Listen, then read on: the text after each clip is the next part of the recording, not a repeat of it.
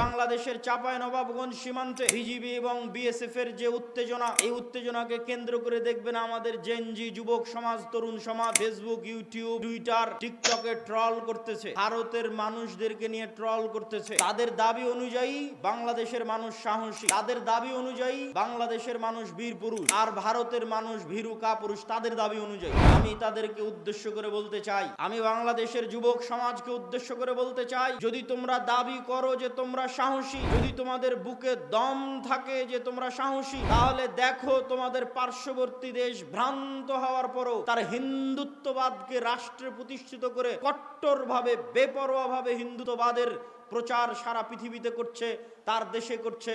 আর তুমি বলছো আমি সাহসী মুসলমান। তো তুমি যদি সাহসী মুসলমান হও, তোমার দেশেও তুমি ইসলামকে প্রতিষ্ঠা করো, কিন্তু তুমি তো ভীরু কাপুরুষতার সাথে মিনমিন করে বলো যে না আমি সেকুলার, তাহলে ভীরু কাপুরুষ ওই হিন্দু নয়, ভীরু কাপুরুষ তোমরা। রাসূলুল্লাহ সাল্লাল্লাহু আলাইহি ওয়াসাল্লাম উন্নত পার্সোনালিটি, উন্নত ব্যক্তিত্বের অধিকারী ছিলেন। তার ব্যক্তিত্বের প্রভাব, তার ব্যক্তিত্বের হায়বাত তার অদৃশ্যেও বিদ্যমান থাকত।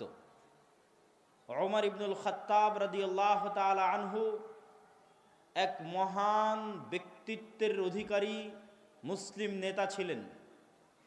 তার ব্যক্তিত্বের প্রভাব, অদৃশ্য প্রভাব, তিনি মদিনায় বসে থাকলেও রোম এবং পারস্যের রাজধানী পর্যন্ত তার ব্যক্তিত্বের প্রভাবে কাঁপত। ব্যক্তিত্ব, পার্সোনালিটি এক ভিন্ন জিনিস। আমার উস্তাদ মুফতি সাঈদ আহমদ পালানপুরি যখন দার্সে প্রবেশ করেন, তার 10-15 মিনিট পূর্ব থেকেই 1500-2000 ছাত্রের দার্সগাহ পিন পতন, নীরবতা বিরাজ করে।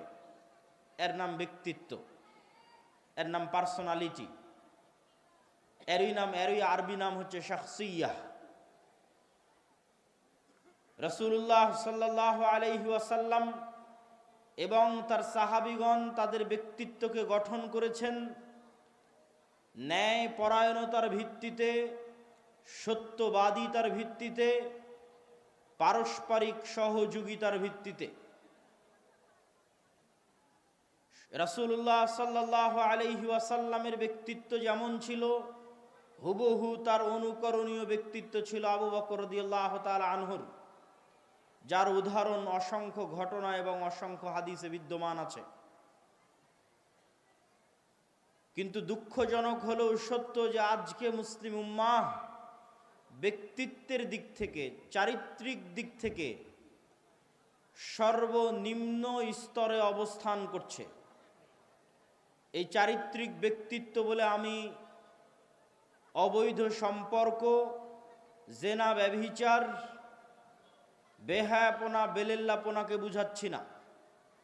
আমি এই চারিত্রিক ব্যক্তিত্ব বলতে মানুষের আত্মমর্যাদা, আত্মসম্মান, মাথা উঁচু করে থাকার সাহস, বাতিলের সামনে মাথা নত না করা, সত্য বলতে পারার সাহস, সত্য বাস্তবায়ন করতে পারার সাহস, কম্প্রোমাইজ, আপোষ না করার মানসিকতা, এই যে মানসিকতাগুলো, এই বিষয়গুলো আমি বুঝাতে চাচ্ছি।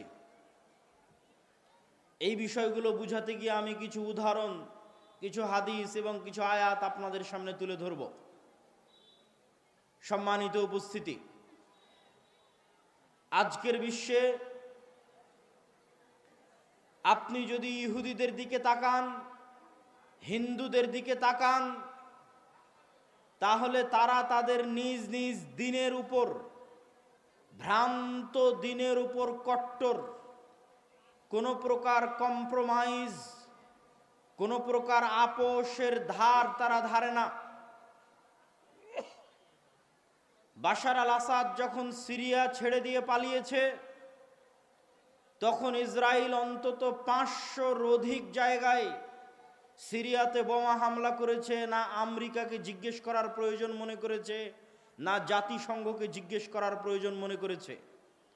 ইসরায়েল ভ্রান্তির ওপর হলেও তার নিজের দিনের ওপর সে কট্টর।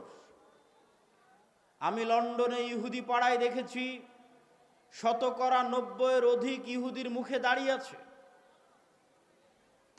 তাদেরকে আল্লাহ পবিত্র কোরআনে অভিশপ্ত বললেও একজন ইহুদি পরোয়া করে না যে সে দাড়ি রাখলে দুনিয়ার মানুষ কি বলবে। সে তার নিজের দ্বীনের উপর কট্টর। আপনারা কতটুকু হালাল হারামের বিধান মানেন আমার জানা নাই, কিন্তু আপনার যদি কোনো ইহুদির সাথে সাক্ষাৎ হয় তাহলে কৌশার ফুড, তাদের হালাল হারামের বিধিবিধান মানতে একজন ইহুদি কত কঠোর, কত কট্টর, তা আপনি ইহুদির সাথে সাক্ষাৎ হলে বুঝতে পারবেন। এমন কোনো ইহুদি হোটেল নাই, ইহুদি রেস্টুরেন্ট নাই।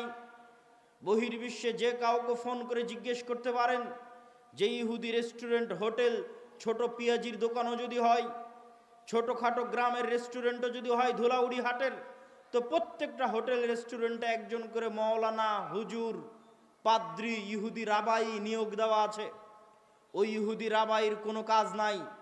মুরগি জবাই করার সময় মুরগি জবাই করবে, ডিম ভাঙার সময় ডিম ভেঙে দিবে, খাবার হালালভাবে তৈরি হচ্ছে কিনা শুধু এটা দেখবে, এটাই কাজ। এটার জন্য প্রত্যেকটা রেস্টুরেন্ট, প্রত্যেকটা হোটেলে একজন ইহুদি রাবাইকে নিয়োগ দেওয়া আছে। কতটা কঠোর নিজের দ্বীনের উপর, তা আপনি তাদের সাথে উঠা বসা করলে বুঝবেন।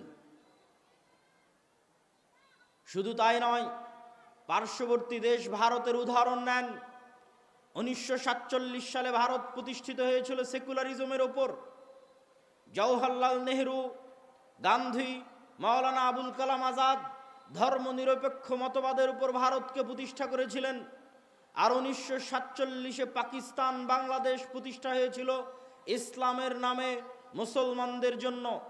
কিন্তু আজ 70 বছর পর, 75 বছর পর 2025 সালে এসে দুঃখজনক হলেও সত্য, ভারত তাদের দিন হিন্দুত্ববাদ একটি ভ্রান্ত দিন হওয়ার পরেও, হিন্দুত্ববাদ একটি বাতিল দিন হওয়ার পরেও ভারত রাষ্ট্রীয়ভাবে হিন্দুত্ববাদের উপর গত 10 বছর ধরে প্রতিষ্ঠিত আছে, পৃথিবীর কাউকে পরোয়া করে না। আর তার বিপরীতে বাংলাদেশ এবং পাকিস্তান 1947-এ ইসলামের নামে তৈরি হলো। আজ 70 বছর পর পাকিস্তান আর বাংলাদেশ পাল্লা দিয়ে ধর্মনিরপেক্ষ রাষ্ট্র, পাল্লা দিয়ে সেকুলার কান্ট্রি হওয়ার জন্য বিশ্বের কাছে কেমনে তুলে ধরা যায় যে না, আমরা কট্টর ইসলামপন্থী নই, আমরা কট্টর মুসলমান নই, আমরা উদারপন্থী ধর্মনিরপেক্ষ মতবাদে বিশ্বাসী মুসলমান, এটি তুলে ধরার জন্য পাল্লা দিয়ে প্রতিযোগিতা করতেছে।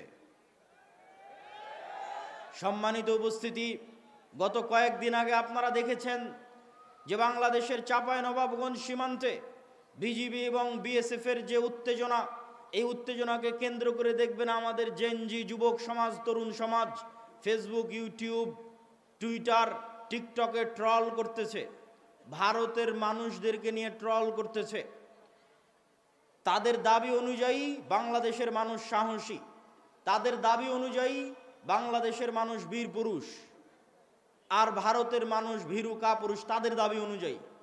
আমি তাদেরকে উদ্দেশ্য করে বলতে চাই, আমি বাংলাদেশের যুবক সমাজকে উদ্দেশ্য করে বলতে চাই, যদি তোমরা দাবি করো যে তোমরা সাহসী, যদি তোমাদের বুকে দম থাকে যে তোমরা সাহসী, তাহলে দেখো তোমাদের পার্শ্ববর্তী দেশ ভ্রান্ত হওয়ার পরও তার হিন্দুত্ববাদকে রাষ্ট্রে প্রতিষ্ঠিত করে কট্টরভাবে, বেপরোয়াভাবে হিন্দুত্ববাদের প্রচার সারা পৃথিবীতে করছে, তার দেশে করছে। আর তুমি বলছো আমি সাহসী মুসলমান, তো তুমি যদি সাহসী মুসলমান হও তোমার দেশেও তুমি ইসলামকে প্রতিষ্ঠা করো।